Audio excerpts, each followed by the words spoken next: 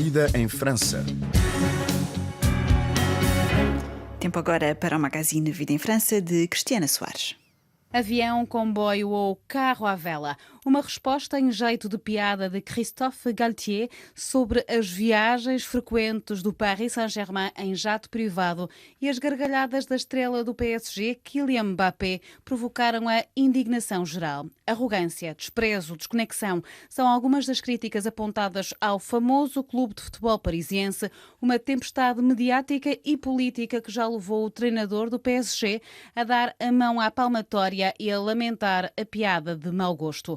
No plano político, as reações multiplicaram-se, com os governantes a pedirem ao PSG para levar o tema a sério. Não se deveria esperar mais responsabilidade por parte de pessoas que ocupam estes lugares?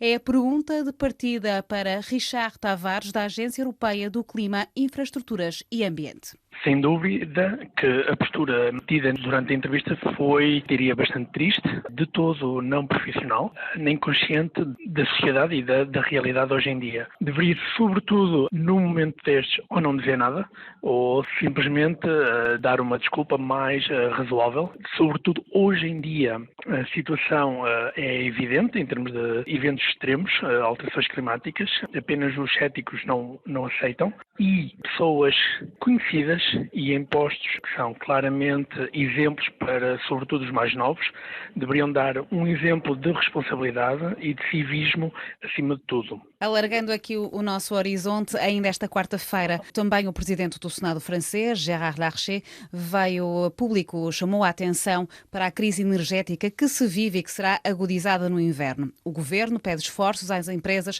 para a redução do consumo de energia. Olhando para o parque empresarial francês, é possível essa sobriedade energética? Eu diria que será um esforço extremamente elevado do parque industrial e, sobretudo, empresarial. Não diria tanto das grandes empresas, mas mais das pequenas e médias empresas, que já são entidades que têm um esforço alargado atualmente, a nível económico e energético. Mais esforços serão necessários, mas pessoalmente não sei se serão suficientes para diminuir o consumo energético como é esperado ou desejado e, de facto, haverá impactos quer na produção, quer mesmo a nível da própria rentabilidade financeira e estabilidade das empresas. Há uma consciência por parte da população, e se virmos os inquéritos recentes, por exemplo, da OCDE, que dizem que entre 60% a 90% da população dos países ricos estão conscientes e que as alterações climáticas são provocadas pela atividade humana. Todavia, essa mesma população não está disposta a sacrificar o seu conforto, não está disposta a reduzir o consumo de carne, não está disposta a limitar a utilização do carro, não está disposta a limitar a utilização do aquecimento, do ar-condicionado em casa. O que é preciso fazer para que a população mude o chip? Sobretudo, eu não diria uma consciencialização, mas infelizmente eu diria que eventos extremos são a maior alerta para as situações e para a realidade. Temos visto atualmente que os alertas são lançados não apenas europeu, mas a nível mundial, que os hábitos têm que ser mudados, o consumo tem que ser mais racional e, de facto, a sociedade e o pessoalmente diria, estão conscientes a nível de boa vontade, mas de ações do dia-a-dia ainda não está pronta a realmente ter o shift e mudar radicalmente. Pouco a pouco já se vê pequenos grupos da sociedade, mas ainda é uma pequeníssima parte.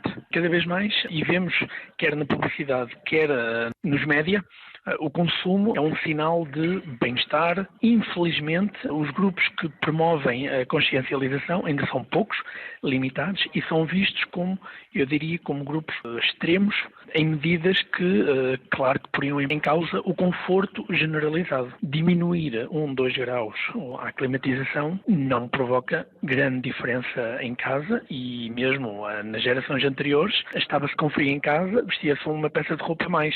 Hoje em dia não, dá-se mais importância ao conforto individual do que à própria sociedade em termos gerais. Uma outra questão que está muito a ser debatida aqui em França tem a ver com o consumo de carne. Como é que comer menos carne pode salvar o planeta? Tudo tem a ver, eu diria, com peso e medida.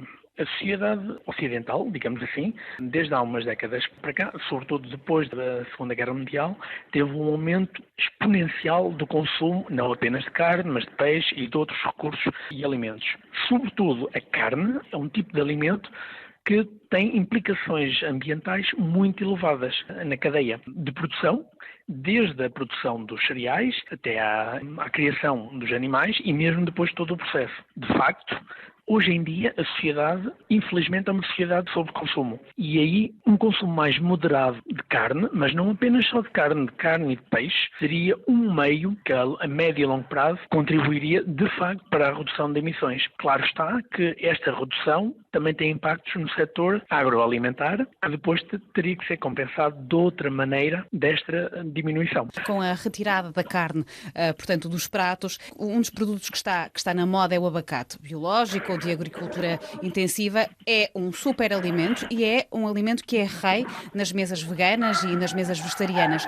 Todavia, o abacate e a sua produção é catastrófica a nível de consumo de água. Portanto, o deixar de comer carne para substituir, por exemplo, por abacate, acaba por também não ser a solução. É preciso ter em atenção que a produção específica de abacate, por hectare, comparando com outras produções de frutos, não é das que consome mais, mas nestes últimos anos, sobretudo a nível europeu, por exemplo em Portugal, tem tido um aumento exponencial da área coberta de produção de abacate. De facto, a produção por hectare, o consumo não é tão elevado, mas se formos a ver depois no total, aí sim, um aumento exponencial provoca um aumento ainda maior do consumo de água que não estava previsto e nem acredito que tenha sido planeado ou estimado antes da própria plantação. Infelizmente, determinadas tendências alimentares contribuíram para a importação de determinadas espécies e alimentos originários